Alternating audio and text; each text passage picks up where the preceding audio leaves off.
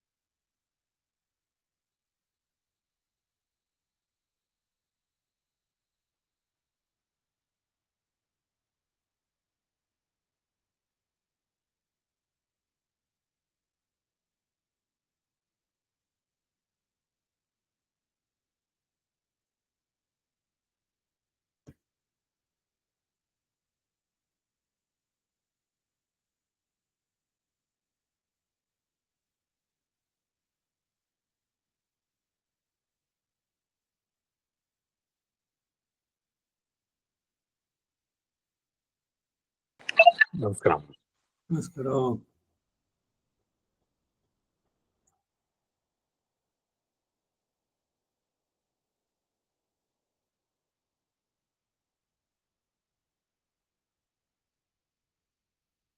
अस्मद्गुरुभ्यो नमः. अस्मत्परमगुरुभ्यो नमः. अस्मत्सर्वगुरुभ्यो नमः. अस्मद्गुरुपरम्परायै नमः. रामानुजदयापात्रं ज्ञानवैराग्यभूषणं श्रीमद्वेङ्कटनाथार्यं वन्दे वेदान्तदेशिकं लक्ष्मीनाथसमारम्भां नाथयामुनमध्यमम् अस्मदाचार्यपर्यन्तां वन्दे गुरुपरम्पराम्.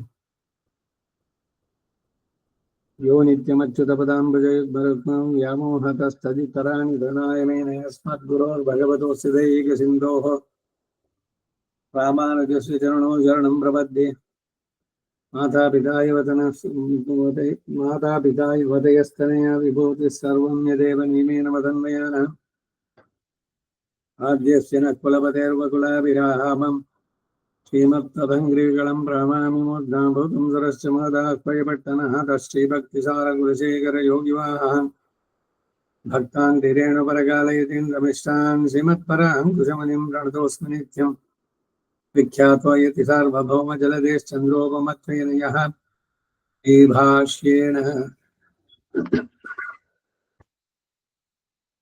श्रीभाष्येण यदन्वयासुविददा श्रीविष्णुचित्तादयः व्याख्यां भाष्यकृतज्ञयोपनिषदां यो द्रामिडीनां व्यधात् पूर्वं तं कुरुकेश्वरं गुरुवरं कारुण्यपूर्णं भजे नाथं पङ्कजनेत्ररामयामुना वास्तव्यमालाधरान् योगीन्द्रं कुरुकेशचन्द्रजलधिं गोविन्दपुरादिपौ भट्टार्घ्यं निगमान्तयोगिजगदाचार्यो सकृष्णद्वयो वन्दे माधवपद्मनाभसुमनः कोलेशदेवादिपान् திருவருண்மாசேன முதலே ஷடகோபநாதமுனி சீருய்ய கொண்டார்மணக்கா நம்பி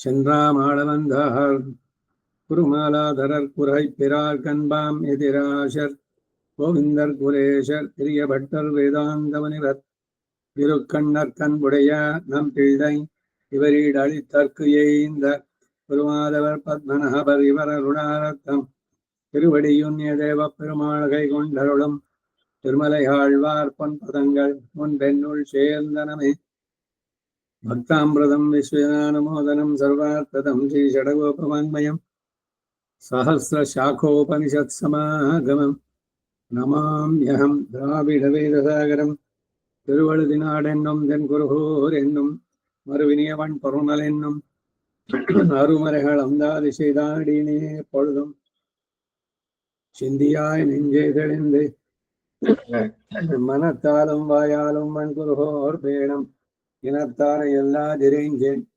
தனத்தாலும் ஏதும் குறைவிலேன் இந்த சிடகோபன் பாதங்கள் யாமுடைய பத்து எய்ந்தவனும் கீர்த்தி ராமானுஜமனிதன் வாய்ந்த மலர்பாதம் வணங்குகின்றேன் ஆய்ந்தவரும் சீரார் சிடகோபன் சந்தமிழ் வேதம் தரிக்கும் பேராத உள்ளம் பெற வாந்திகளும் சோலை மதுரங்கர்வன் புகழ்மே ஆந்திரமல் தமிழ் மறைகளாயிரமும் ஈந்த முதல்தாய் சிடகோபன் வைம்பால் வளர்த்த எதத்தாய் ராமானுஷன் மிக்க விரலையும் மெய்யாமுயிர் நிதியம் தக்க நெறியம் தடையாகி தொக்கியலும் ஊழ் வினையும் வாழ்வினையும் போதும் குருகயர்கோன் யாழினிசை வேதத்தியல் நம்மாழ்வார் திருவடிகளே சரணம்.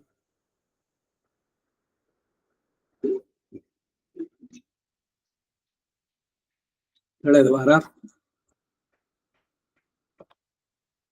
இரண்டாம் திருவாய்மொழி பிரவேசம் ಇಂಟ್ರೊಡಕ್ಷನ್ ನೋಡಿದ್ವಿ. ಆಳ್ವಾರ್ ಅವರು ನೀನು ಕರಣ ಕಳೆಬರಗಳನ್ನು ಕೊಟ್ಟೆ, ಇಂದ್ರಿಯಗಳನ್ನ ಶರೀರವನ್ನ ಹಿಡಿದೆ, ನಾನು ಬರೀ ಇಂದ್ರಿಯ ಸುಖಗಳು ಇದರಲ್ಲೇನೆ ಅದನ್ನ ವಿನಿಯೋಗಿಸಿ ನಿನ್ನಿಂದ ದೂರ ಆದೆ ಅಂತ ದುಃಖಪಟ್ಟಾಗ ಅದಕ್ಕೆ ಸಮಾಧಾನ ಹೇಳಿದ್ರು. ಏನು ಒಂದು ಉದಾಹರಣೆ ಕೊಡ್ರಿ ಇಲ್ಲಿ. ಏನು ಅಂದ್ರೆ, ಅಜೀರ್ಣದಲ್ಲಿ ಬಾಧಕವಾದ ಅನ್ನ ಅಜೀರ್ಣ ಹೋದ ಮೇಲೆ ತಾನೇ ಧಾರಕವಾಗುತ್ತೆ. ಲಂಘನಂ ಪರಮೌಷಧಂ ಅಂತ.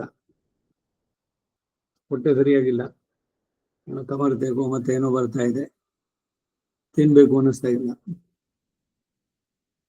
ಅವಾಗ ಅಯ್ಯೋ ಊಟ ಮಾಡ್ಬೇಕಲ್ಲ, ರಾತ್ರಿ ಊಟ ಮಾಡ್ಬೇಡ ಅಂತ ಮತ್ತೆ ಮಾಡೋದ್ರೆ ಅದು ಇನ್ನೂ ಸ್ವಲ್ಪ ಇನ್ನೇ ಆಗತ್ತೆ. ಏನು ಅಂದ್ರೆ ಅವತ್ತು ಬಿಟ್ಬಿಡ್ಬೇಕು, ಖಾಲಿ ಇರ್ಬೇಕು. ಲಂಘನಂ ಅಂದ್ರೆ ಉಪವಾಸ. ಪರಮೌಷಧ ಯಾವಾಗ ಸರಿಯಾಗತ್ತೋ ಜೀರ್ಣಕ್ರಿಯೆ, ಆಮೇಲೆ ಏನ್ ಆಹಾರ ತಿನ್ಬೇಕು ಅಂತಿದ್ರು ಅದೇ ಧಾರಕವಾಗತ್ತೆ.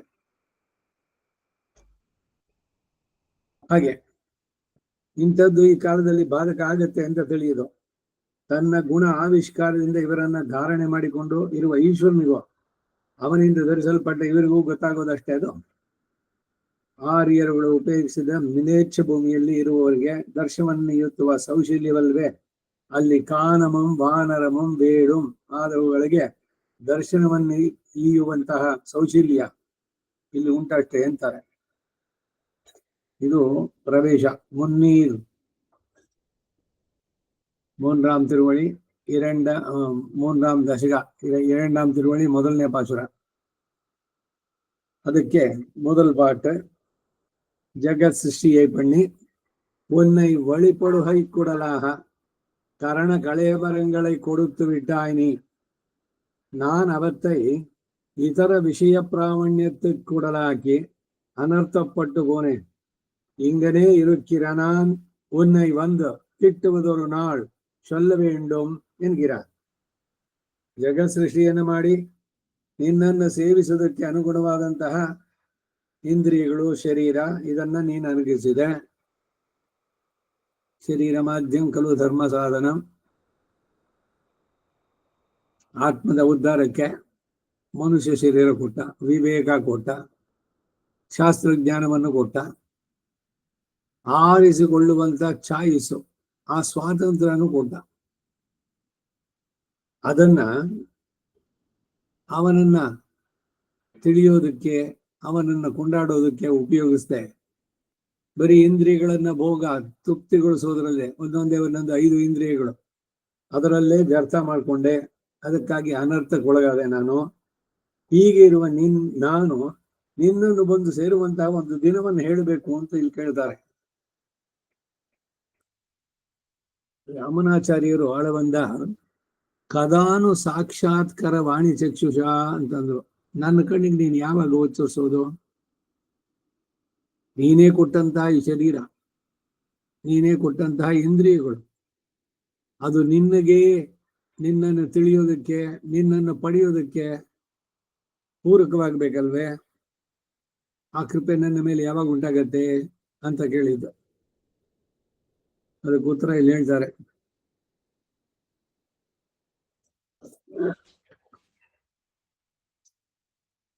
ಭಗವದ್ವಿಷಯಂ ಪುಟ 42. முன்னேஞாலம் படைத்த முகில்வண்ணனே, அந்நாள் நீ தந்த ஆக்கையின் வழி உழல்வேன். வெண்ணாள் நோய் வீய வினகளை வேறறப்பாய்ந்து எந்நாள் யான் உன்னை இனி வந்து கூடுவனே. ಪ್ರತಿಪದಾರ್ಥ. ಮುನ್ನೀರ್ ಜ್ಞಾಲಂ ಪಡೈತ, 3 ವಿಧವಾದ ನೀರುಳ್ಳ ಲೋಕವನ್ನು ಸೃಷ್ಟಿಸಿದ ಮುಹಿಲ್ವಣ್ಣನೆ, ನಮ್ಮ ನೀಲಮೇಘವರ್ಣನೆ. ಅನ್ನಾಳ್, ಆ ಸೃಷ್ಟಿ ಕಾಲದಲ್ಲಿ ನೀನು ನಮಗೆ ನಿನ್ನನ್ನು ಹೊಂದಲು ಅನುಗ್ರಹಿಸಿದ ಆ ಕೈಯಿನ್, ಆಕ್ಕೈ ಅಂತಂದ್ರೆ ಶರೀರ, ಆ ಆಕ್ಕೈಯನ್ ಶರೀರದ ವಳಿ ಬಂಧಕ ಮಾರ್ಗದಲ್ಲಿಯೇ ಉಳಲ್ವೇನ್, ನಡೆದು ಕೆಟ್ಟು ತಿರುಗುತ್ತಾ ಇದ್ದೇನೆ.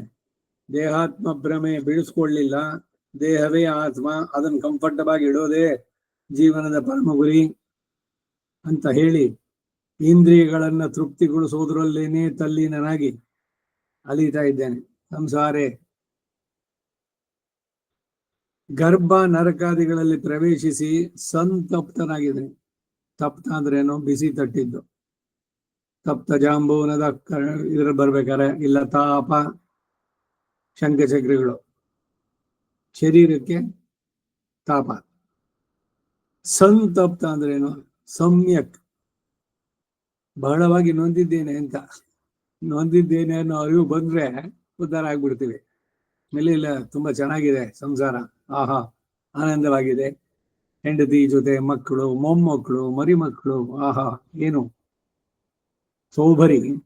ನೀರಿನಲ್ಲಿ ಜಲಸ್ತಂಭನ ಮಾಡಿ ಕೂತ್ಕೊಂಡು ಆ ಮೀನು ತನ್ನ ಮಕ್ಕಳು, ಮರಿಮಕ್ಕಳು, ಮೊಮ್ಮಕ್ಕಳು ಎಲ್ಲರ ಜೊತೆ ಹೋಗ್ತಾ ಇದ್ದಿದ್ದು ನೋಡಿ, ನಾನು ಸಂಸಾರಕ್ಕೆ ಬರ್ಬೇಕು ಚೆನ್ನಾಗಿದೆ ಅಂತ ಬಂದು ಆ ರಾಜನ ಮಕ್ಕಳನ್ನ 50 ಜನ ಅವರನ್ನು ಮದುವೆಯಾಗಿ 50 ಜನಕ್ಕೂ ತನ್ನ ಯೋಗದ ಶಕ್ತಿಯಿಂದ ದೊಡ್ಡ ದೊಡ್ಡ ಅರಮನೆಗಳನ್ನು ಮಾಡಿ ಅವರ ಜೊತೆನಲ್ಲೆಲ್ಲ ಇದ್ದು ಮಕ್ಕಳು, ಮೊಮ್ಮಕ್ಕಳು, ಆ ಮೀನಿನ ಸಂಪತ್ತಿ 60,000.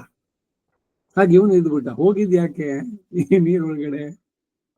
ಯಾವತ್ತೋ ಒಂದ್ ದಿವಸ ಏನಿದು ನಾನು ಮಾಡ್ತಾ ಇರೋದು ಅಂತ ಹೇಳಿ ಎಲ್ಲವನ್ನು ಬಿಟ್ಟು ಆಮೇಲೆ ವಿರಕ್ತನಾಗಿ ಬಂದಿದ್ದು. ಹೀಗೆ ಸಂಸಾರದಲ್ಲಿ ಮಗ್ನನಾಗಿದ್ದೆ ನಾನು. ಇದರಲ್ಲಿ ಇಲ್ಲ ಸುಖ ಅನ್ನೋದರ ಅರಿವು ಇವಾಗ ಆಗಿದೆ. ಹೇಗಾಯ್ತು? ಗುರುವಿನ ಕೃಪೆ, ನಿನ್ನ ಅನುಗ್ರಹ. ವೆನ್ನಾಳ್ ಜ್ಞಾನವು ಉಂಟಾದ ಮೇಲೆ, ಪರಿತಾಪ ಉಂಟಾದ ಕಾಲದಲ್ಲಿ, ಗರ್ಭದಲ್ಲಿ ಇದ್ದಾಗ ಶಿಶುವಿನ ಸ್ತೋತ್ರ ಕೇಳಬೇಕು. ಎಷ್ಟು ಜನ್ಮಗಳು ನೀನು ಕೊಟ್ಟಿದ್ದು ನನಗೆ, ಎಲ್ಲವನ್ನು ಕೂಡ ಬರೀ ಇಷ್ಟರಲ್ಲೇನೆ ಕಳೆದು ಮತ್ತೆ ಮತ್ತೆ ಹುಟ್ಟು ಸಾವಿನ ಸುಖದಲ್ಲೇ ಬಂದನಲ್ಲ. ಈ ಬಾರಿ ಆದರೂ ಕೂಡ ನಾನು ಭುವಿಗೆ ಬಂದರೆ ನನ್ನ ಜೀವನ ಸಾರ್ಥಕ ಮಾಡ್ಕೋಬೇಕು ಅಂತ ಬಹಳವಾಗಿ ತುಡಿತಾ ಇರತ್ತಂತೆ. ಗರ್ಭದಲ್ಲಿ ಇದ್ದಾಗ ಆ ಚೇತನಿಗೆ ಗಂಡು ಹೆಣ್ಣು ಅದಕ್ಕೆ ಪೂರ್ಣವಾದ ಜ್ಞಾನ ಇರುತ್ತೆ. ಹಿಂದೆ ಎಷ್ಟು ಜನ್ಮಗಳು ನಾ ಬಂದಿದ್ದು, ಏನ್ ಸುಖ ಪಟ್ಟಿದ್ದು ಎಲ್ಲ ಗೊತ್ತಾಗಿ ತೀವ್ರವಾದ ಪ್ರಾರ್ಥನೆ. ಆದರೆ ದ ಮೊಮೆಂಟ್ ಭೂಲೋಕಕ್ಕೆ ಬಂದಿದ ತಕ್ಷಣ ಈ ಶಠ ಅನ್ನುವ ಮಾಯೆ ಅದರ ಆ ಜ್ಞಾನವನ್ನು ಅಳಿಸ್ಬಿಡುತ್ತೆ. ಆ ಜ್ಞಾನ ಹೋಯ್ತಲ್ಲ ಅಂತ ಜೋರಾಗಿ ಕೀರ್ಚಿದ್ದವರು. The first cry of the child. ಒಂದ್ ವೇಳೆ ಹುಟ್ಟಿದ ತಕ್ಷಣ ಮಗು ಅಳ್ದಿದ್ರೆ ಡಾಕ್ಟರ್ ಆದವರು ಅದನ್ನ ತಲೆ ಕೆಳಕಾಗಿಡ್ಕೊಂಡು ಎಲ್ಲಿ ಜ್ಞಾನ ಇಟ್ಕೊ ಬಂದ್ಬಿಡುತ್ತೋ ಷಡ್ಗೋಪುರ ತರ ನಮ್ಮಾಳ್ವಾರ್ ತರ ಅಂತೇಳಿ ಅದು ಹತ್ ಬಿಟ್ರೆ ಇವಾಗ ಬಂತು ಅದಕ್ಕೆ ಏನು ಮತ್ತೆ ಶರೀರವೇ ನಾನು ಅನ್ನೋ ಜ್ಞಾನದಲ್ಲೇ ಇರುವಂತಹದ್ದು. ಹಾಗೆ ಜ್ಞಾನ ಉಂಟಾದ ಮೇಲೆ ಪರಿತಾಪ ಉಂಟಾದ ಕಾಲದಲ್ಲಿ ನೋವಿಯ ಅಹಂಕಾರಾರ್ಥ ಕಾಮಾದಿ ರೂಪವಾದ ವ್ಯಾಧಿಗಳು ನಾಶವಾಗುವಂತೆ, ಎಲ್ಲ ನಾನೇ, ಎಲ್ಲ ನಂದೇ, ಅದು ನಾಶವಾಗುವಂತೆ ವಿನಯ್ ಹಳೈ ಕರ್ಮಬಂಧಗಳನ್ನ ವೇರ್ ಅರಪ್ಪ ಎಂದೇ ಬೇರು ಸಮೇತ ನಾಶವಾಗುವಂತೆ ಕಿತ್ತು ಬಿಸಾಡಿ ಯಾನ್ ನಾನು ಉನ್ನೈ ಮಹೋಪಕಾರಕನಾದ ನಿನ್ನನ್ನ ಇನಿ ಎನ್ನಾಳ್ ಒಂದು ಕೂಡುವನ್, ನಾನು ಬಂದು ಸೇರೋದು ಇನ್ನು ಯಾವಾಗ, ಯಾವ ಕಾಲಕ್ಕೂ ಅಂತ.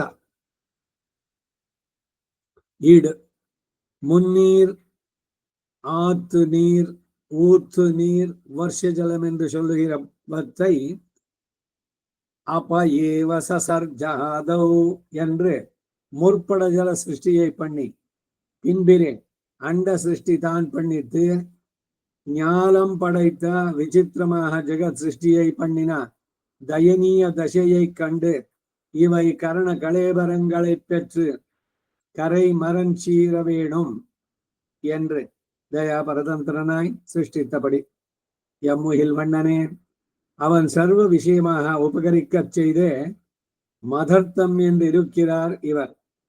ஒருவன் சாதன அனுஷ்டானம் பண்ணி வர்ஷிப்பிக்க நாடு வாழ்ந்து போமா போலே அவன் எனக்காக ஜெகத் சிருஷ்டியை பண்ணினான். நாடு வாழ்ந்து போயிற்றை நிறுக்கிறார். சர்வ விஷயமாக உபகரித்தபடியும் பிரத்யுபகாரங்கள் கொள்ள விராமையும் பற்ற முகில்வண்ணனே என்கிறார்.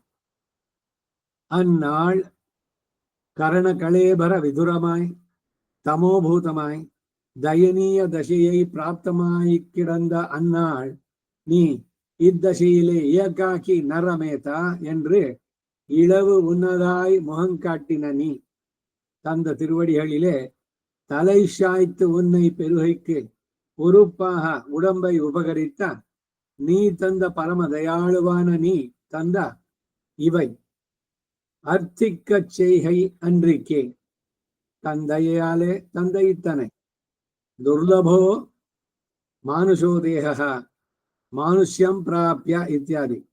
இத்தை உபகாரமாக சொல்லுகிறது என் கர்மானுகுணமாயென்றோ சிருஷ்டி இருப்பது என்றில் சிருஷ்டிப்பது கர்மத்தை கடாட்சித்தாகிலும் யௌகபத்யம் அனுகிரக காரியம் அச்சித விசேஷிதான் பிரளய சீமனி சம்சரதः கரண கலேபரை கடயிதும் தயமான மனாக என்ன கடவதிரேன். ஓரோ காலங்களிலே சிறை வெட்டு விடுமா போலே தன் தயையாலே உண்டாக்கும் அத்தனை இரே ஆக்க என் வழி உழல்வேன். நீ ஒன்றை நினைத்து தந்தாய், நான் அதன் வழியே போந்தேன். தெப்பத்தை நோக்கி போய் பெருமாளை அனுபவிக்கலாயிருக்க சரீரம் பாங்கன்று என்று நீர் வாக்காலே போய் கடலிலே புகுவாரை போல இதர விஷய பிராவண்யத்தை குடலாக்கி அனர்த்தத்தை விளைத்து கொண்டேன் என்றார். எம்பெருமான் இந்நாள் ஸ்வரூப ஞானம் பிறந்த பின்பு சம்சாரத்தில் இருக்கிற இருப்பு பிராட்டி லங்கையிலே இருந்தா போல தோற்றான் என்றது காணும் இவர்க்கு பகவத் விஸ்லேஷத்தோடு நெருப்பை எரிட்டினா போல இரான் என்றதாயித்து நாள் நோய் பிறவி. ஸ்ரீ பரதாழ்வானுடைய நோய் சாதுர்த்திகமாயிராதே ராம விரகத்தாலேயாய் இருக்குமே. அப்படியே இவர் நோயும் பிரசித்தம் காணும். வீய முடிய வினகளை வேர் அறப்பாய்ந்து ராட்சசானாஞ்சைன் கிருத்வா சூதயித்வா சராவணம் லங்காம் உன்மூலிதம் கிருத்வா கதா திரக்ஷதி மாம் பதி என்கிறபடியே இவரும் மனோரதித்து விஸ்லேஷ வியசனத்தொடிக்கையான அவித்யாதிகளை வாசனையோட போக்கி பாய்ந்து என்று சிந்தன்னோத்துகிறது சினந்தோற்றுகிறது. ஒரு சர்வசக்தியும் ஒரு சர்வசக்தி செய்யும் அத்தை நான் செய்யுமோ என்னால் எனக்கு இப்போதே பெற வேணும் என்னும் அபேட்சை இல்லை.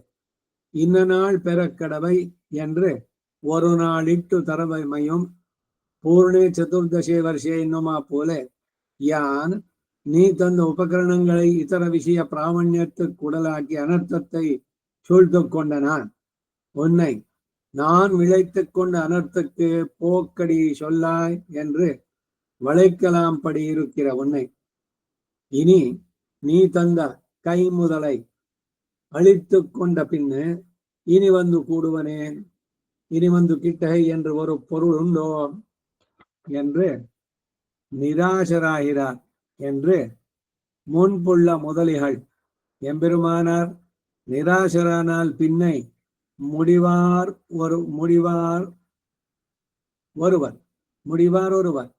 9ஆம் நிராசராக 10ஆம் பாட்டில் அவன் வந்து சமாதானம் பண்ணினாக அமையும் என்று அருளி செய்வார். நான் வந்து உன்னை கிட்டுவேனாக நீ பார்த்து வைத்த நாளை சொல்லாய் என்கிறார். ಇಷ್ಟು ಮೊದಲನೇ ಪಾಸುರಕ್ಕೆ ಈಡಿನ ಕನ್ನಡ ಅವತರಣಿಕೆ. ಮುನ್ನೀರ್, ನದಿಯ ಜಲ, ಊಟೆಯ ಜಲ, ಮಳೆ ಜಲ ಎಂದು ಹೇಳುವ ಜಲತ್ರಯವನ್ನ ಅಪಯೇವ ಸಸರ್ಗಾದವು ಎಂದು ಮೊದಲು ಜಲ ಸೃಷ್ಟಿಯನ್ನು ಮಾಡಿ ನಂತರವೇ ಅಂಡ ಸೃಷ್ಟಿ ಮಾಡಿದ್ದು. ಜ್ಞಾನಂ ಪಡೆಯುತ್ತ ವಿಚಿತ್ರವಾಗಿ ಜಗತ್ ಸೃಷ್ಟಿಯನ್ನು ಮಾಡಿದ. ದಯೆ ತೋರಿಸಬೇಕಾದ ದಶೆಯನ್ನು ಕಂಡು ಇವು ಇಂದ್ರಿಯ ದೇಹ ಇವುಗಳನ್ನ ಹೊಂದಿ ಆಚೆ ದಡವನ್ನು ಸೇರಬೇಕು ಎಂದು ದಯಾಪರತಂತ್ರನಾಗಿ ಸೃಷ್ಟಿಸಿದ ರೀತಿಯನ್ನು ಹೇಳುತ್ತದೆ. ಎಮ್ಮು ಹಿಲ್ವಣ್ಣನೆ ಅವನ ಎಲ್ಲರ ವಿಷಯದಲ್ಲಿಯೂ ಉಪಕರಿಸ್ತಾ ಇದ್ರು ಕೂಡ ಅದೆಲ್ಲವೂ ತಮಗಾಗಿಯೇ ಎಂದು ಇರ್ತಾರೆ ಇವರು.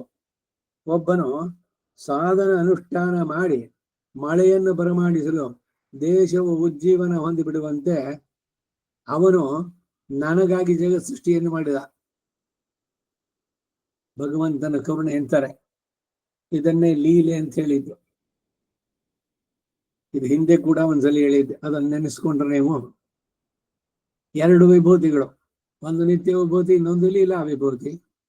ನಿತ್ಯ ವಿಭೂತಿ ಅದು ಕಲಂಗ ಪೆರುನಹರ್, ಪರಿಣಾಮ ಹೊಂದೇ ಇರುವಂತಹದ್ದು, ಪ್ರಕೃತಿಯ ಸಂಬಂಧ ಇಲ್ಲದ್ದು, ಅಪ್ರಾಕೃತವಾದದ್ದು, ಸತ್ವರಜೋ ತಮೋಗುಣಗಳಿಂದ ಆವೃತವಲ್ಲದ್ದು, ಸಾಕೇತ, ಅಪರಾಜಿತ, ವೈಕುಂಠ, ಕಲಂಗ ಪೆರುನಹರ್. ನಿತ್ಯವು ಶಾಶ್ವತವಾಗಿರುವಂಥದ್ದು, ಅದು ನಿತ್ಯ ವಿಭೂತಿ. ಅದಕ್ಕೆ ನಾಯಕ ಅವನು. ಮತ್ತೆ ಈ ಸೃಷ್ಟಿ, ಸ್ಥಿತಿ, ಪ್ರಳಯ, ಪುನಃ ಮತ್ತೆ ಸೃಷ್ಟಿ, ಇದು ಅವನ ಲೀಲೆ. ಯಾಕೆ ಮಾಡ್ತಾನೆ? ಮತ್ತೆ ಈ ಪ್ರಳಯ ಆದ್ಮೇಲೆ ಮತ್ತೆ ಯಾಕೆ ಸೃಷ್ಟಿ ಮಾಡ್ಬೇಕು? ಇದೆಲ್ಲ ಆದ್ಮೇಲೆ ಮತ್ತೆ ಕಡೆಗೆ ಪ್ರಳಯ ಯಾಕೆ ಆಗ್ಬೇಕು ಅಂದ್ರೆ ಅದು ಅವನ ಲೀಲೆ ಅಂದ್ರು. ಲೀಲಾ ವಿಭೂತಿ. ಹೀಗೆ ಈ ಲೀಲಾ ವಿಭೂತಿಗೂ ಅನಿತ್ಯ ವಿಭೂತಿಗೂ ನಾಯಕ ಅವನು. ಉಭಯ ವಿಭೂತಿ ನಾಯಕ. ಇದವನಿಗೆ ಲೀಲೆ.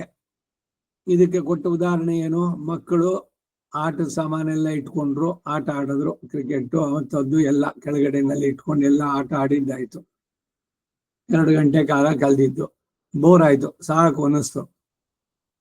ಆಮೇಲೆ ತಾಕೀತ್ ಮಾಡುದು, ಎಲ್ಲ ಹಂಗೆ ಬಿಸಾಕ್ ಬರೋಂಗಿಲ್ಲ, ಎಲ್ಲದನ್ನ ತೆಗೆದು ಮತ್ತೆ ಆ ದೊಡ್ಡ ಕಂಟೈನರ್ನಲ್ಲಿ ಇಟ್ಟು ತೆಗೆದು ಆ ಶೆಲ್ಫಲ್ಲಿ ಇಟ್ಬಿಟ್ಟು ಬರಬೇಕು ಅಂತ. ಹಾಗೆ ಭಗವಂತ ಈ ಸೃಷ್ಟಿಯನ್ನು ಮಾಡದ. ಆಯ್ತು ಇದರದೆಲ್ಲ. ಆಮೇಲೆ ಪ್ರಳಯ. ಅಷ್ಟೇ ನಾವು ಉಪಯೋಗ ಇದರದೆ ಅಂದ್ರೆ, ಇಲ್ಲಿ ನೋಡಿ ಉತ್ತರ ಹೇಳ್ತಾ ಇದ್ದಾರೆ. ನನಗಾಗಿ ಭಗವಂತ ಅಂತಾರೆ, ಭಗವಂತ ಸೃಷ್ಟಿ ಮಾಡಿದ್ದು ನನಗಾಗಿ. ಯಾಕೆ? ಕರಣ ಕಳೇಬರಂ ವಿತರಿಸಿ ದಯ ಎಂದ್ರು ದಯಾಶತಕದಲ್ಲಿ.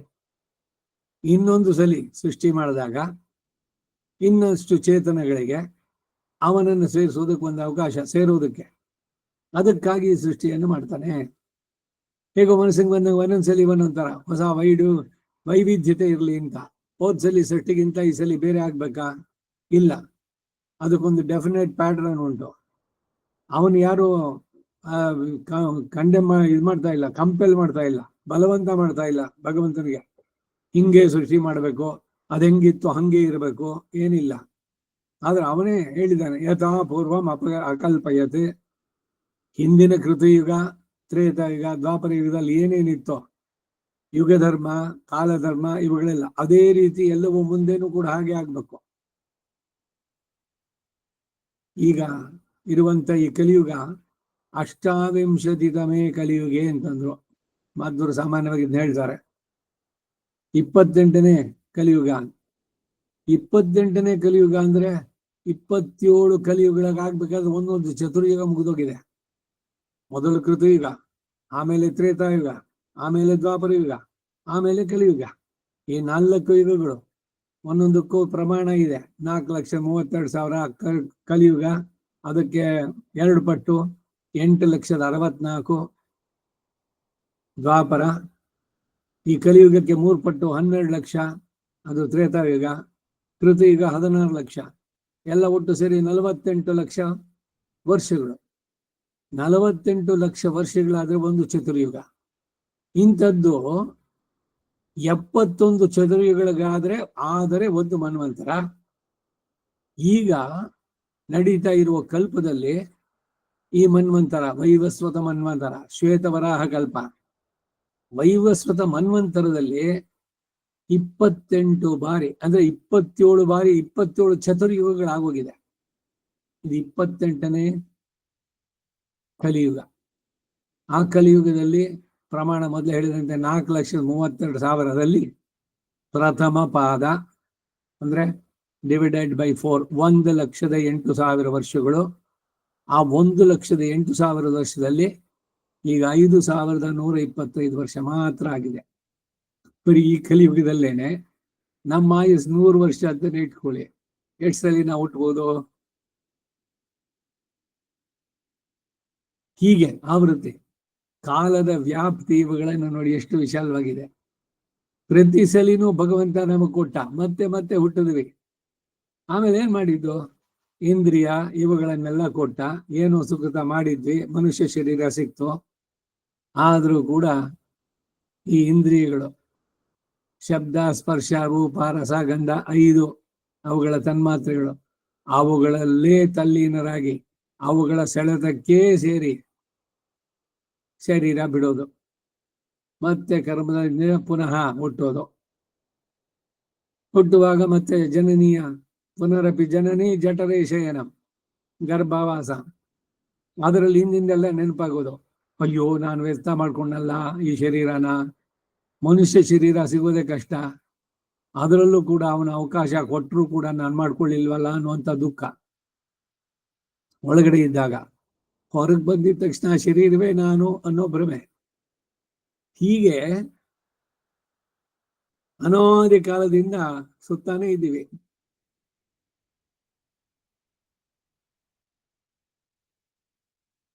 ಹಾಗಿದ್ದಾಗ ಒಬ್ಬರು ಸಾಧನ ಅನುಷ್ಠಾನ ಮಾಡಿ ಮಳೆಯನ್ನು ಬರಮಾಡಿಸಲು ದೇಶ ಉಜ್ಜೀವನ ಹೊಂದಿ ಬಿಡುವಂತೆ ಋಷ್ಯಶೃಂಗ ಬಂದಲ್ಲ, ಮಳೆನೇ ಇರಲಿಲ್ಲ. ಅದಕ್ಕಾಗಿ ಅವನ ಇದ್ದಂತ ನರ್ತಕಿಯರು ಇವರೆಲ್ಲ ಹೋಗಿ ಅಲ್ಲಿ ತನಕ ಅವನ ಹೆಣ್ಣಿನ ನೋಡೇ ಇರಲಿಲ್ಲ. ಏನು ನೀವೆಲ್ಲ ಒಂಥರ ಇದ್ದೀರಲ್ಲ, ನಮ್ ಇದಕ್ಕೆ ಅಂತ ಅವನಿಗೆ ವಿಚಿತ್ರ. ಬಾ ನೀನು ಸ್ವಲ್ಪ ಅಂತ ಹೇಳಿ ಅವನನ್ನ ಕರ್ಕೊಂಡ್ಬಂದ್ರು. ಆಮೇಲೆ ಅವನು ಬಂದಿದ್ದಕ್ಕೆ ಅವರ ಅಪ್ಪನಿಗೆ ಎಲ್ಲಿ ಕೋಪ ಬರುತ್ತೋ ಅಂತ ಹೇಳಿ ತನ್ನ ಮಗನೇ ಮದುವೆ ಮಾಡಿಕೊಟ್ಟು ಎಲ್ಲ ಮಾಡಿದ್ದು. ಎಲ್ಲ ರಾಮಾಯಣದಲ್ಲಿ ವೃತ್ತಾಂತ ಬರೋದು. ಹಾಗೆ ಅವನೊಬ್ಬ ಬಂದ್ರೆ ಅವನ ಪ್ರೆಸೆನ್ಸ್ ನಲ್ಲಿ ಸಾಕು, ಮಳೆ ಬರುತ್ತೆ. ಸಾಧ್ಯನೇ ಇದೆಲ್ಲ. ಅದು ರಾಮಾಯಣದ ಕಾಲ ಆಯ್ತು, ತ್ರೇತಾಯುಗ. ಈಗಿನ ಕಾಲಕ್ಕೂ ಒಂದು ಉದಾಹರಣೆ ನೀವೆಲ್ಲ ಕೇಳಿರ್ಬೇಕು. ಕಾಂಚೀಪುರದಲ್ಲಿ ಆ ಮಹಾನಿದ್ರಲ್ಲ ಚಂದ್ರಶೇಖರ ಭಾರತಿ ಅಂತ 68ನೇ ಪೀಠಾಧಿಪತಿ, ಅವರಲ್ಲಿಗೆ ಈ ಗುಲ್ಬರ್ಗ ಹತ್ರ ಸುರಪುರ ಅಂತ ಒಂದು ಊರು, ಅಲ್ಲಿ 3-4 ವರ್ಷದಿಂದ ಮಳೆ ಇಲ್ಲ. ಕೆರೆ ಎಲ್ಲ ಪೂರ ಒಣಗಿದೆ. ಹಸು ಪ್ರಾಣಿಗಳೆಲ್ಲ ಹಾಗೆ ನೀರಿಲ್ದೆ ಸಾಯ್ತಾ ಇವೆ. ಎಲ್ಲ ಚಕ್ಕಳವಾಗಿ ಇದ್ದಂಥದ್ದು.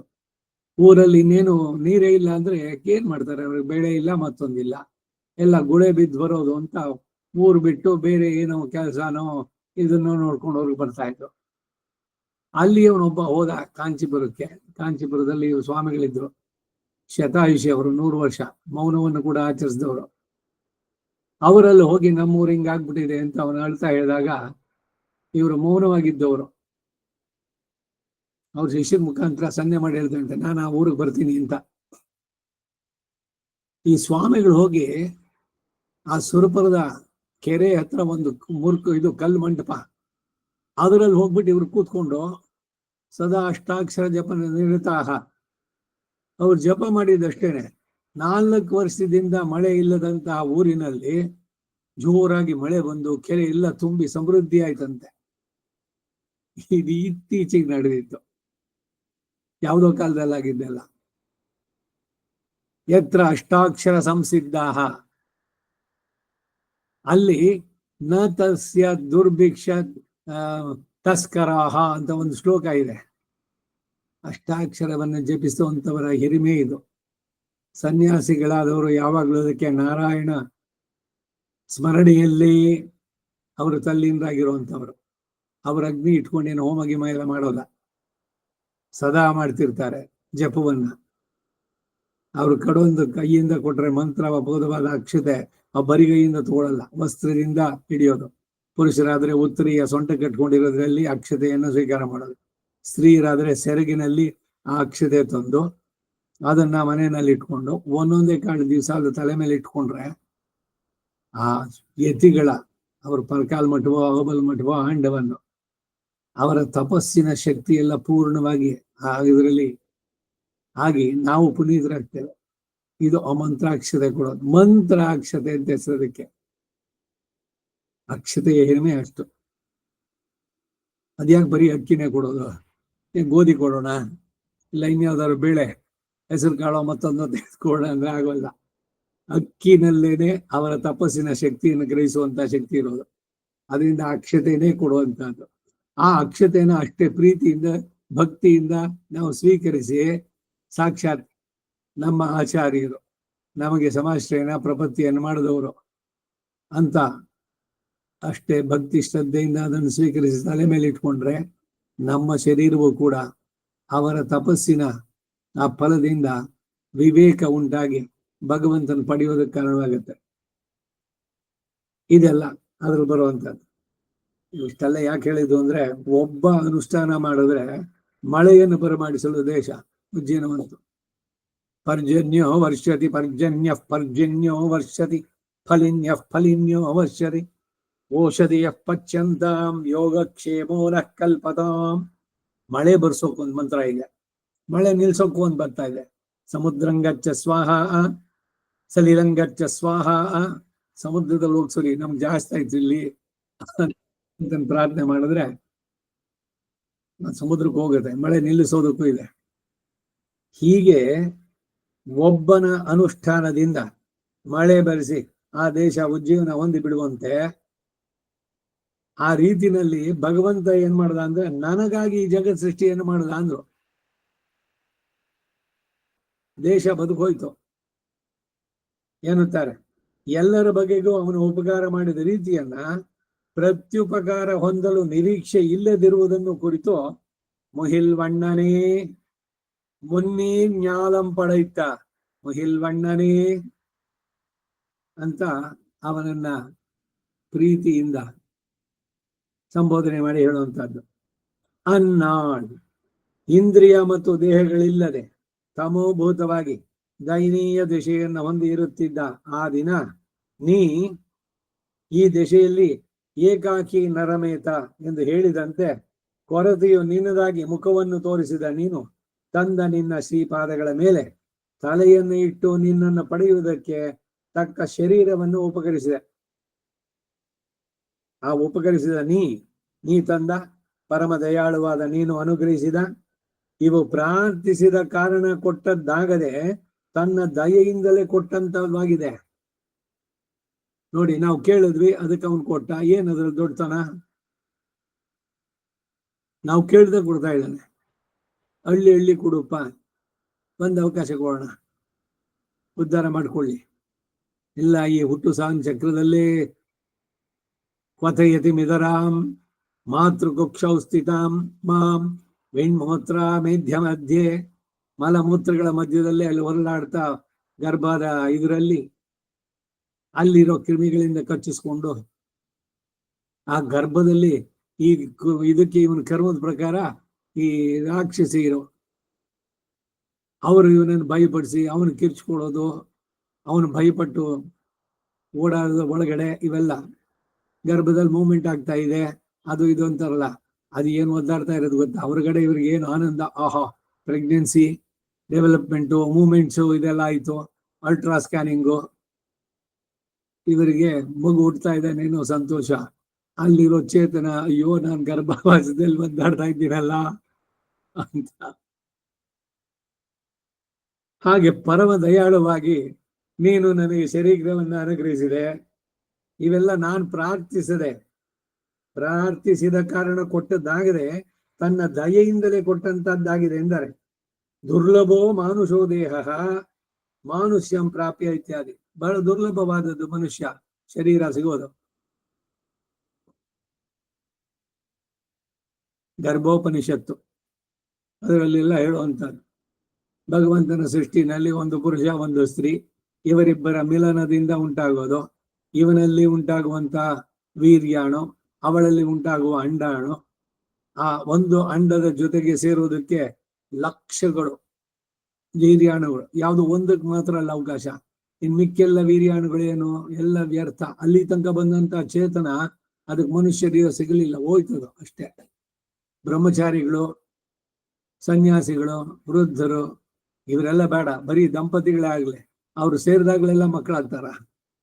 ಆ ಸಂದರ್ಭದಲ್ಲಿ ಉಂಟಾದಂತಹ ಈ ವೀರ್ಯಾಣುವಾಗ್ಲಿ, ಇವರ ರಜೋದರ್ಶನದಲ್ಲಿ ಉಂಟಾಗುವ ಒಂದೊಂದು ಇದು ಅವೆಲ್ಲ ಆತ್ಮಗಳು, ಅವಕ್ಕೆಲ್ಲ ಏನ್ ಗತಿ? ಎಲ್ಲ ವ್ಯರ್ಥ ಅಷ್ಟೇ. ಅಲ್ಲಿ ತನಕ ಬಂದು ಮತ್ತೆ ಹೋಗ್ಬೇಕು. ಮಾನವ ಜನ್ಮ ದೊಡ್ಡದು, ಹಾನಿ ಮಾಡಿಕೊಳ್ಳಬೇಡಿ ಹುಚ್ಚಪ್ಪಗಳಿರ ಅಂತ ದಾಸರಾಡಿದ್ದಕ್ಕೆ. ಮಹತಾ ಪುಣ್ಯಪಣ್ಯೇನ ಕ್ರೀಣೀತಂ, ಈ ಮನುಷ್ಯ ಶರೀರ ಅದನ್ನು ವ್ಯರ್ಥ ಮಾಡ್ಕೋಬೇಡಿ.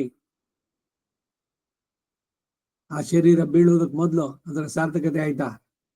ಇದಂ ಶರೀರಂ ಪರಿಣಾಮ ಪೇಶಲಂ ಪತತಿ ಅವಶ್ಯಂ ಶ್ಲತ ಸಂಧಿ ಜರ್ಜರಂ ಕಿಮೌಷಧೈಹಿ ನಿಶ್ಯಸಿ ಮೂಢ ದುರ್ಮತೆ ನಿರಾಮಯಂ ಕೃಷ್ಣ ರಸಾಯನಂ ಪಿಬ. ಎಷ್ಟು ಕಡೆಯಲ್ಲಿ ಯಾವ ರೀತಿನಲ್ಲಿ ಎಲ್ಲ ಎಚ್ಚರಿಸಿದಂತಹ ಆಳ್ವಾರಗಳು, ಆಚಾರ್ಯರು, ಶ್ರೀ ಸೂಕ್ತಿಗಳು, ಸ್ತೋತ್ರ ಸಾಹಿತ್ಯವು ಎಲ್ಲ ಇದು ಕೂಡ ಹಮ್ ನಹಿ ಸುಧರೆಂಗೆ ಅನ್ನೋರ್ಗೆ ಏನ್ ಹೇಳೋದು? ಭಗವಂತನೇ ಕಾಪಾಡ್ಬೇಕಾಗೋದನ್ನ ಅಷ್ಟೇ. ಮುಂದಕ್ಕೆ ಹೋಗೋಣ. ನೀ ತಂದ ಪರಮ ದಯಾಳುವಾದಂತ ನೀನು ಅನುಗ್ರಹಿಸಿದ ಇವು ಪ್ರಾರ್ಥಿಸಿದ ಕೊಡದೆ ಮಾನುಷೋ ದೇಹ ಮಾನುಷ್ಯಂ ಪ್ರಾಪ್ಯ ಇತ್ಯಾದಿ. ಇದನ್ನು ಉಪಕಾರ ಅಂತ ಯಾಕೆ ಹೇಳ್ಬೇಕು? ಕರ್ಮಾನುಗುಣವಾಗಿ ಅಲ್ವೋ ಸೃಷ್ಟಿ ಇರೋದು. ನಾ ಮಾಡಿದ್ದ ಕರ್ಮ ಅದಕ್ಕಾಗಿ ಬಂತು. ಏನದ್ರಲ್ಲಿ ವಿಶೇಷ? ಕೆಲಸ ಮಾಡಿದ್ದೆ, ಸಂಬಳ ಕೊಟ್ಟ, ಅದಕ್ಕೆ ಅವನ ಬಗ್ಗೆ ಗ್ರೇಟ್ನೆಸ್ ಏನ್ ತೋರಿಸೋದು? ಮಾಡಿಲ್ವಾ ಕೆಲಸ? ದುಡ್ದಿಲ್ವಾ?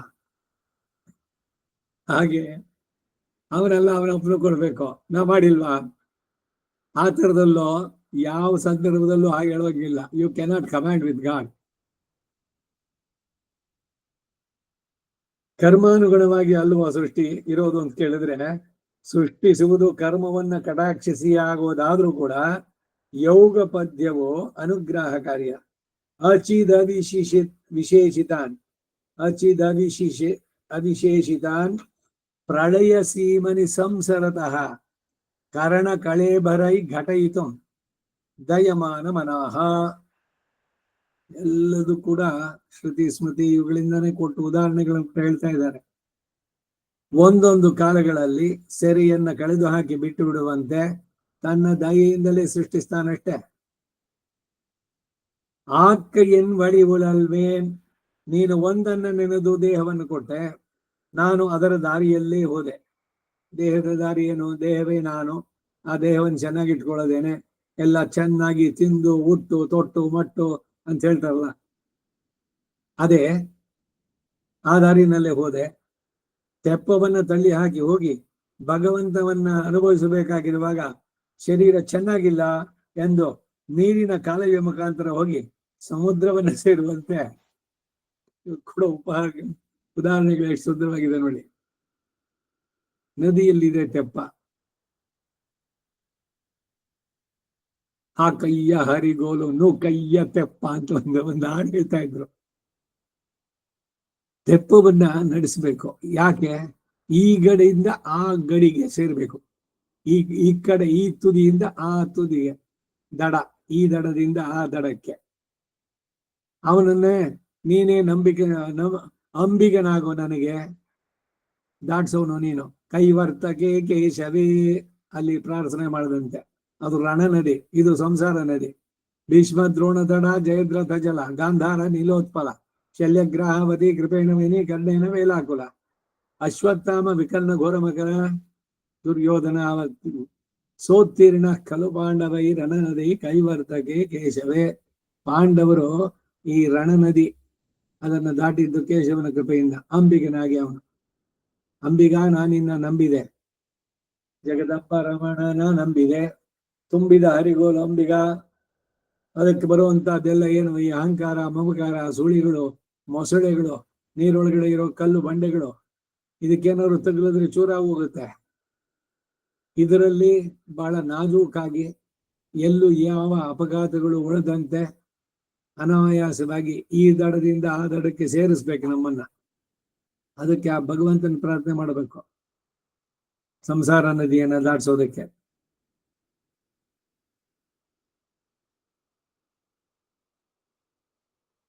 ತೆಪ್ಪವನ್ನು ತಳ್ಳಿ ಹಾಕಿ ಹೋಗಿ ಭಗವಂತನನ್ನ ಅನುಭವಿಸಬೇಕಾಗಿರುವಾಗ, ಆ ದಡ ಸೇರಬೇಕಾಗಿರುವಾಗ, ಶರೀರ ಚೆನ್ನಾಗಿಲ್ಲ ಎಂದು ನೀರಿನ ಕಾಲುವೆಯ ಮುಖಾಂತರ ಹೋಗಿ ಸಮುದ್ರವನ್ನು ಸೇರುವಂತೆ ಇತರ ವಿಷಯ ಪ್ರಾವಣ್ಯಕ್ಕೆ ಅನುಕೂಲನನ್ನಾಗಿಸಿ ಅನರ್ಥವನ್ನೇ ನಾನು ಬೆಳೆಸ್ಕೊಂಡೆ ಅಂತಾರೆ ಎಂಬಾರ್. ಎಂಬಾರ್ ಯಾರು? ರಾಮಾನುಜರ ತಾಯಿಯ ತಂಗಿ ಮಗ ಗೋವಿಂದ.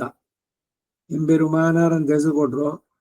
ಶ್ರೀರಂಗಕ್ಕೆ ಬಂದವರು ಎಂಬೆರುಮಾನಾರ್ ಕುಟೀರ ಮಿಲ್ಲಿ ಅಂತ ಯಾರೋ ಕೇಳಿದ್ರಂತೆ, ಇವ್ರ ಮನೆ ತೋರಿಸೋದ್ರಂತೆ.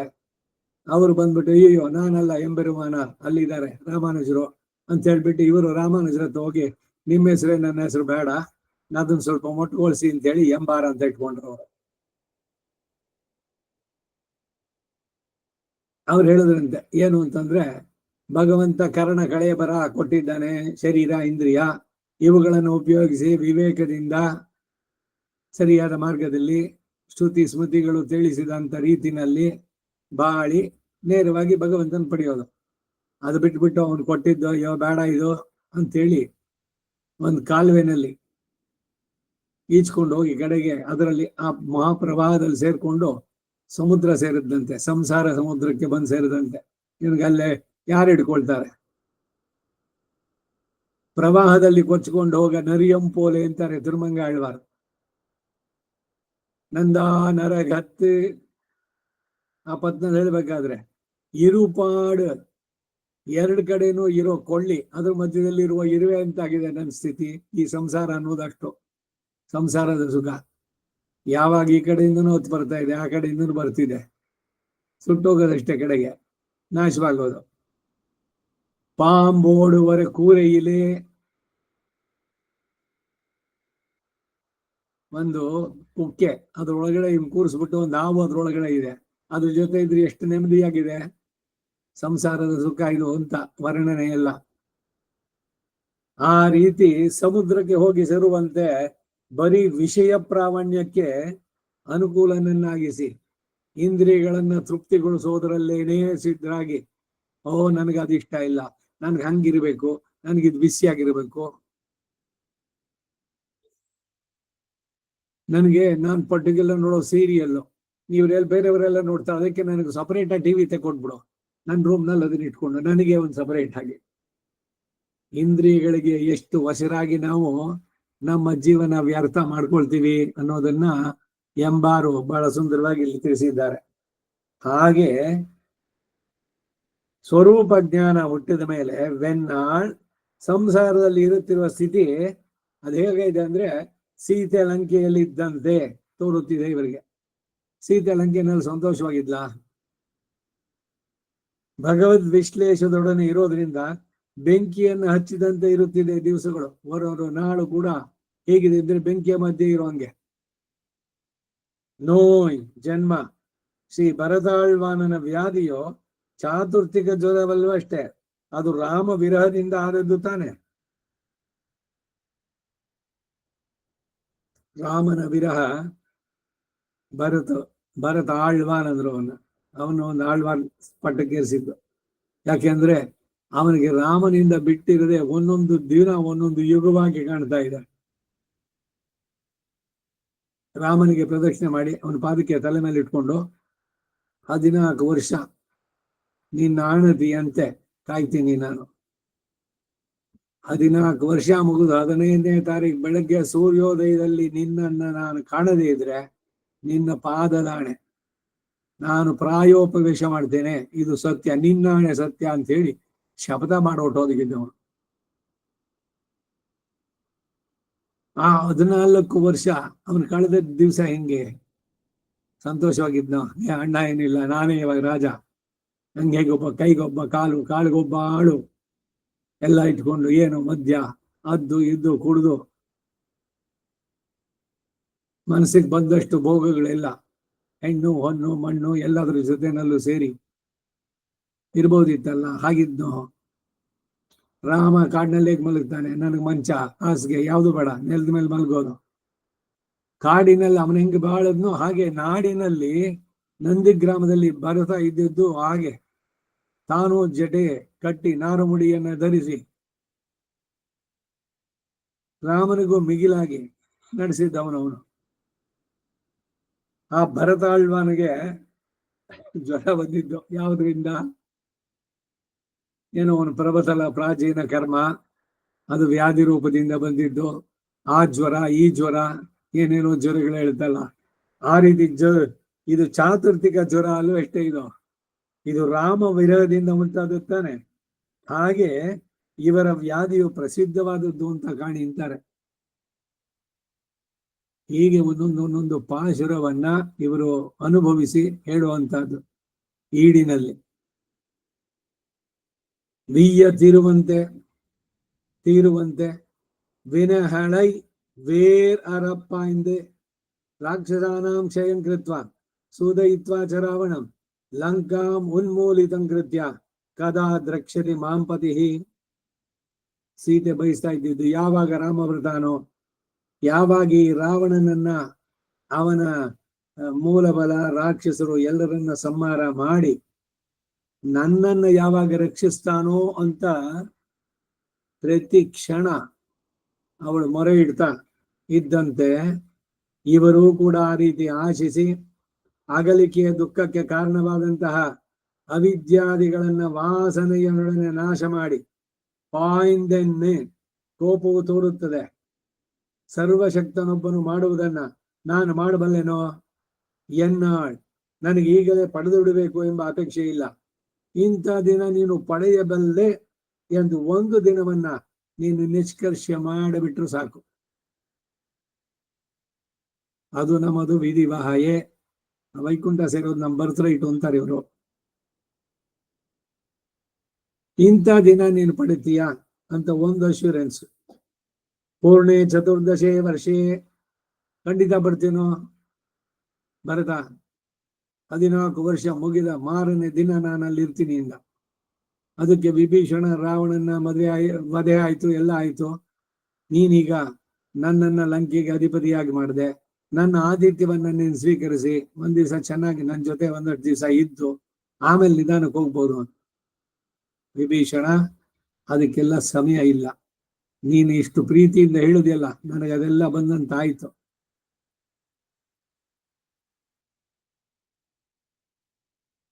ಬಂದಿದ್ದೀರಿ ಅಪರೂಪಕ್ಕೆ, ಕಾಫಿ ಕುಡಿದ್ದೀರಿ, ಹೋಗ್ತೀರಂತೆ.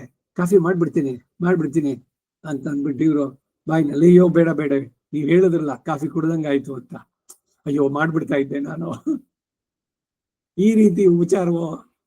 ನಿಜವಾಗ್ಲೂ ವಿಭೀಷಣ ಬಹಳ ಭಕ್ತಿ ಪ್ರೀತಿಯಿಂದ ರಾಮನ್ ಹೇಳ್ದ. ಆದ್ರೆ ನಯವಾಗಿ ರಾಮ ಅದನ್ನು ತಿರಸ್ಕರಿಸಿದ. ಯಾಕೆಂದ್ರೆ ನಾನು ಹೋಗದೆ ಇದ್ರೆ ಭರತ ಅವನು ಹೇಳಿದ ಮಾತು ಮಾಡ್ತಾನಪ್ಪ ಅವನು. ಅದರಿಂದ ನಾನೀಗ ನನ್ನ ಪ್ರಧಾನವಾದ ಗುರಿ, ನಾನು ಎಷ್ಟು ಬೇಗ ಅಯೋಧ್ಯೆ ತಲುಪ್ತೀನೋ ಅಷ್ಟು ಬಹಳ ಮುಖ್ಯವಾದ್ದು ಅಂತ. ಅದಕ್ಕೆ ವಿಭೀಷಣದ ಅಷ್ಟೇ ತಾನೇ ಕುಬೇರನಿಂದ ಬಲವಂತವಾಗಿ ಕಿತ್ಕೊಂಡಿದ್ನಲ್ಲ ಆ ಪುಷ್ಪಕ ವಿಮಾನ ಇದೆ, ಅದು ಮನೋವೇಗದಿಂದ ಹೋಗ್ಬಲ್ಲದ್ದು. ನಿನ್ನನ್ನು ಈ ಕ್ಷಣ ಇಲ್ಲಿಂದ ಅಯೋಧ್ಯೆಗೆ ಕರ್ಕೊಂಡು ಹೋಗತ್ತೆ ಅಂತ. ಹಾಗಿದ್ರೆ ಸರಿ, ಸಿದ್ಧ ಮಾಡುವುದು. ಅವನು ವಿಭೀಷಣ ಹೇಳಿದ ತಕ್ಷಣ ಪುಷ್ಪಕ ವಿಮಾನ ಸಿದ್ಧ ಅಲ್ಲಿ. ಆಮೇಲೆ ಇವರೆಲ್ಲ ಬಂದಿದ್ದು. ಹೋಗ್ಲಿ, ನೇರವಾಗಿ ಹೋಗಿ ಭರತನ್ ನೋಡಿದ್ನು. ರಾಮಾಯಣ ಒಂದೊಂದು ಪದ ಇವುಗಳನ್ನ ನೋಡ್ಬೇಕಾದ್ರೆ, ಒಂದೊಂದು ಶ್ಲೋಕಗಳನ್ನ ಎಷ್ಟು ಮಟ್ಟಿಗೆ ರಾಮ ನೋಡ್ದ ಅನ್ನೋದನ್ನಲ್ಲಿ. ಇನ್ನೇನು ಬರ್ತಾ ಇದ್ದೀವಿ, ನಂದಿ ಗ್ರಾಮದಲ್ಲಿ ಅವನಿದ್ದಾನೆ ಅನ್ನೋ ಸುದ್ದಿ ಗೊತ್ತು.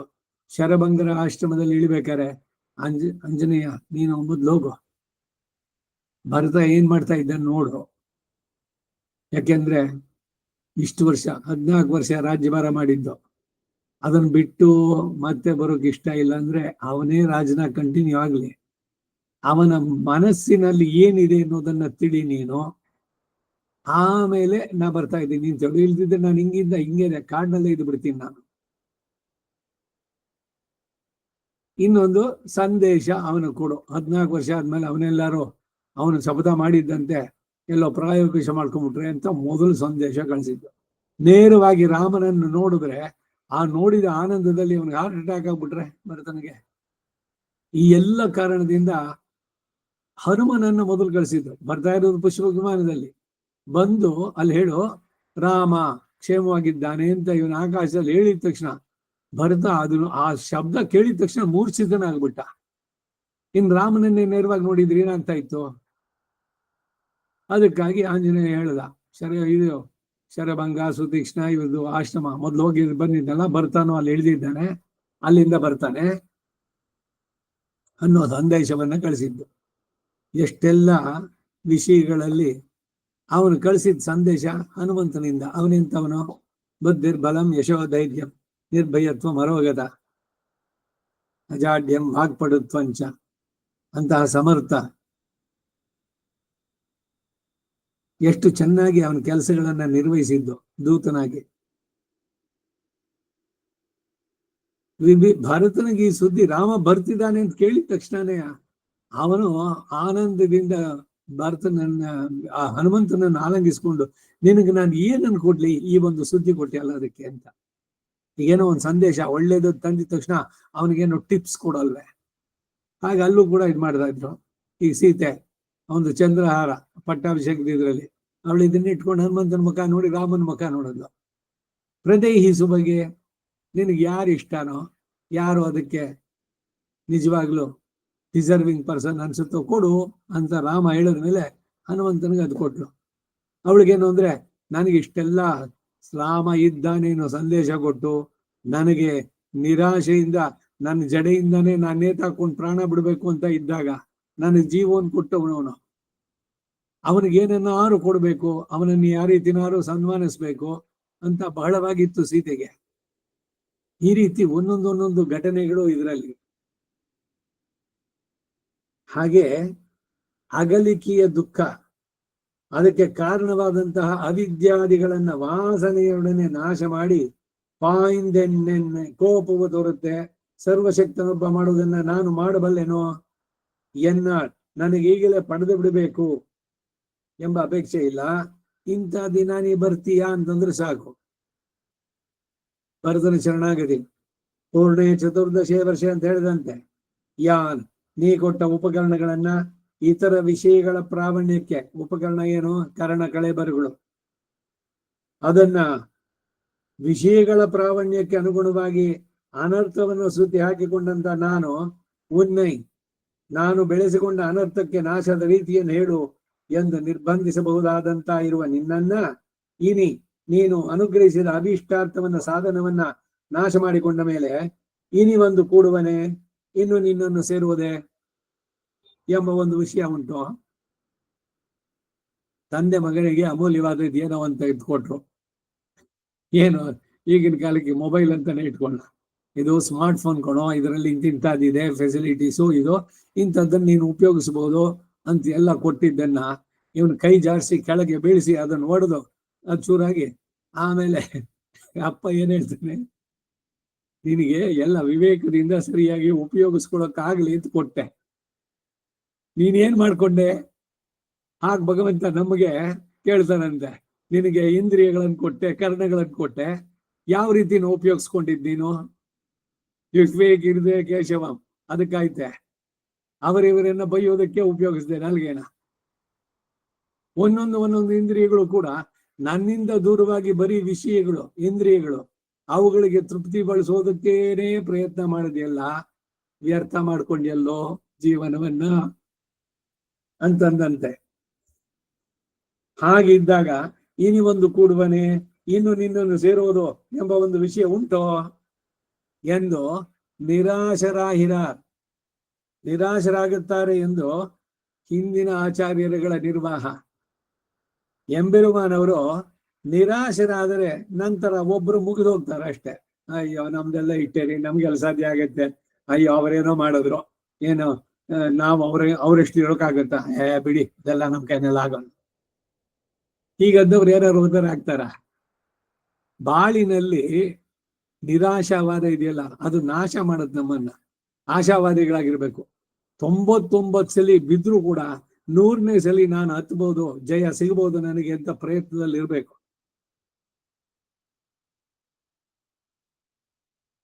ಎಂಬೆರುಮಾನ ರಾಮಾನುಜರು ಹೇಳಿದ್ರಂತೆ, ನಿರಾಶರಾದರೆ ನಂತರ ಒಬ್ಬರು ಮುಗಿದು ಹೋಗ್ತು, ಹಾಗಾದ್ರೆ ಅವ್ರ ಮುಂದಕ್ಕೆ ಚಾಸನೆ ಇಲ್ಲ ಅಂತ. ಇಲ್ಲ, ಅವ್ರು ಹೇಳುದು 9ನೇ ಪಾಶುರದಲ್ಲಿ, ಈ ದಶಕದಲ್ಲಿ ನಿರಾಶರಾಗಲು 10ನೇ ಪಾಶುರದಲ್ಲಿ ಅವನು ಬಂದು ಸಮಾಧಾನ ಮಾಡಿದವನಾಗಿರೋದು ಸರಿ ಹೋಗುತ್ತೆ ಎಂದು ನಿರ್ವಾಹ ಮಾಡ್ತಾರೆ.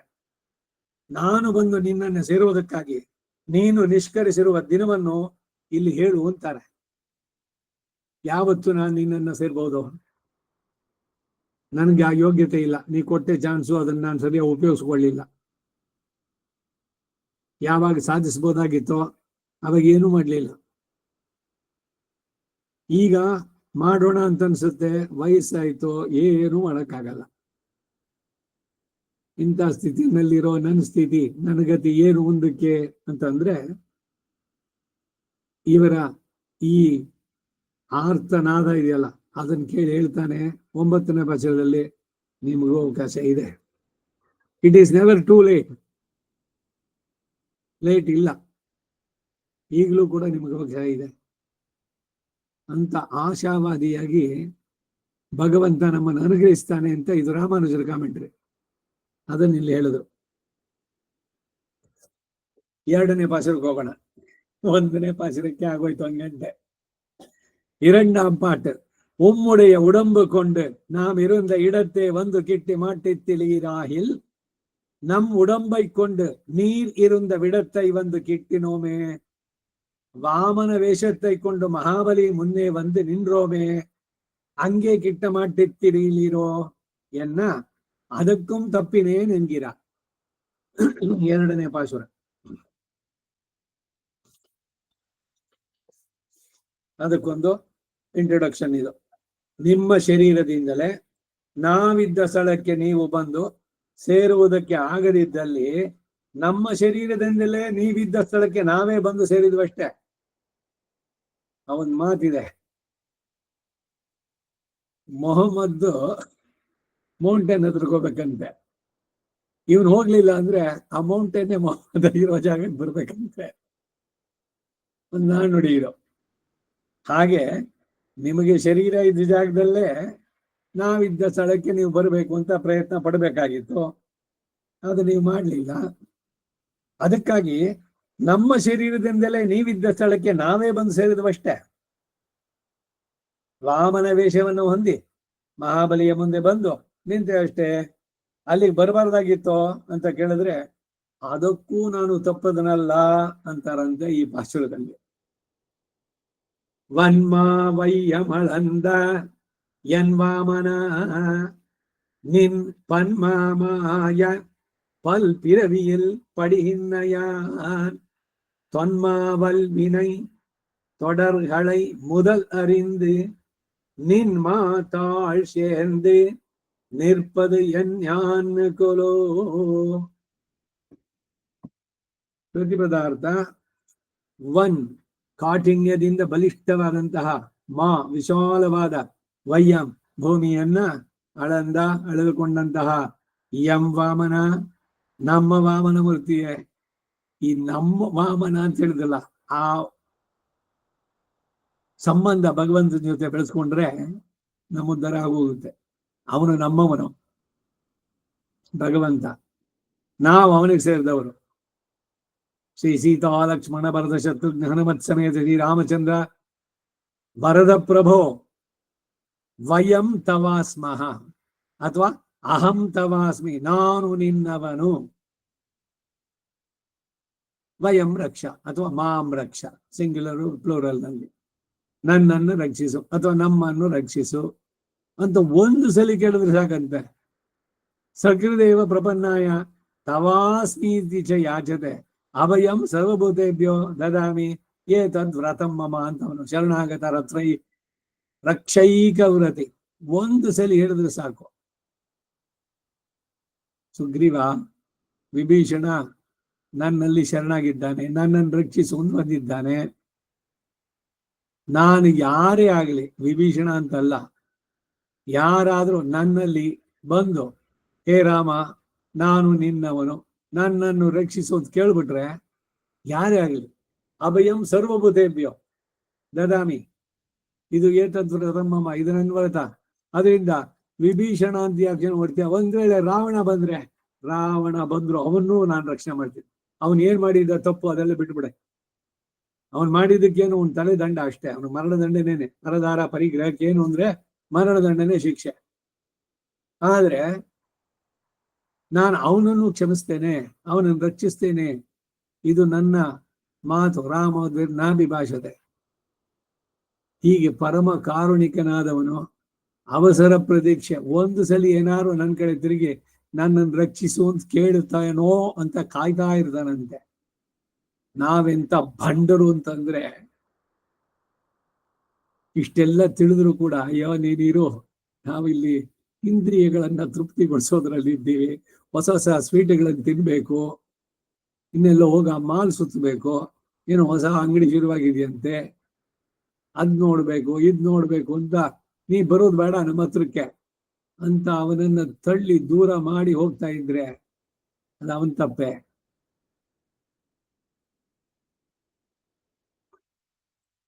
ವಿಶಾಲವಾದ ಭೂಮಿಯನ್ನು ಅಳೆದಂತ ಹೇ ವಾಮನ, ಯಂ ವಾಮನ ನಮ್ಮ ವಾಮನ ಮೂರ್ತಿಯೇ, ನಿನ್ ಪನ್ಮಾಮಾಯಂ ನಿನ್ನ ಅನೇಕ ವಿಧವಾದ ಮಹಾಮಾಯಾರೂಪವಾದ ಪ್ರಕೃತಿಯಿಂದ ಉಂಟಾದಂತಹ ಪಲ್ಪಿರವಿಯಲ್ ದೇವಾದಿ ಅನೇಕ ಜನ್ಮಗಳಲ್ಲಿ, ದೇವ ಮನುಷ್ಯ ತಿರ್ಯಕ್ ಸ್ಥಾವರ ಈ ಜನ್ಮಗಳಲ್ಲಿ ಪಡಿಹಿಂದ್ರ ಹೊಂದಿ ಸೇರಿರುವ ಬಾಳುವ ಯಾನ್ ನಾನು, ಶೊಲ್ ಅನಾದಿಯಾದ, ಮಾ ಅಪರಿಚ್ಛೇದ್ಯವಾದಂತಹ, ವಲ್ ಪ್ರಬಲವಾದ, ವಿನಯ್ ಪಾಪಗಳ, ತೊಡರ್ಗಳೈ ಅನುಬಂಧಗಳನ್ನ, ಮೊದಲ್ ಅರಿಂದೆ ಸಮೂಲವಾಗಿ ಬೇರೆ ಸಮೇತ ಅದನ್ನ ಛೇದಿಸಿ, ನಿನ್ನ ತಾಳ್ ಶ್ಲಾಘ್ಯವಾದ ಪಾದಗಳನ್ನ ಸೇರಿ ನಿರ್ಪದು ಸ್ಥಿರವಾಗಿ ನಿಲ್ಲೋದು ಯಜ್ಞಾನ್ಹುಲ್ ಯಾವ ಕಾಲಕ್ಕೂ ಸಾಧ್ಯವೋ?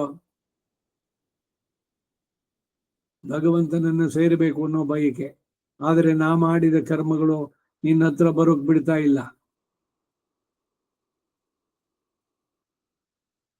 ಕಾಣು ನಾಡಿ, ಯಾವತ್ತು ಅವನನ್ನು ಕಾಣೋದು ದಿವಸ ಅವರಿಗೆ ಎಷ್ಟು ತೀವ್ರವಾಗಿದೆ. ನನಗೆ ಬೇಡ ಈ ಅರಸೊತ್ತಿಗೆ ಇದೆಲ್ಲ. ಕುಲಶೇಖರರು, ತಿರುಮಂಗೆ ಆಳ್ವಾರ್ ಎಷ್ಟು ವಿಧದಲ್ಲಿ ಭಗವಂತನನ್ನು ಪ್ರಾರ್ಥನೆ ಮಾಡ್ತಾರೆ. ಯಾವತ್ತು ನನಗೆ ಈ ಸಂಸಾರದಿಂದ ಬಿಡುಗಡೆ, ಹೀಗೆ ಅಂತ. ಇದರ ಈಡನ್ನ ನಾಳೆ ದಿವಸ ನೋಡೋಣ. ನಮ್ಮ ಆಳ್ವಾರ್ ತಿರುವಡಿಗಳೇ ಶರಣಂ. ಕವಿತಾರ್ಕಿಕ ಸಿಂಹಾಯ ಕಲ್ಯಾಣ ಗುಣಶಾಲಿನೇ ಶ್ರೀಮತೆ ವೆಂಕಟೇಶಾಯ ವೇದಾಂತ ಗುರವೇ ನಮಃ.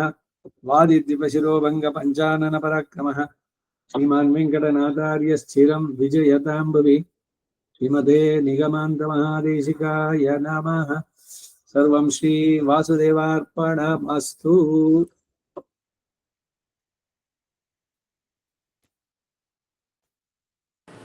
ನಮಸ್ಕಾರ.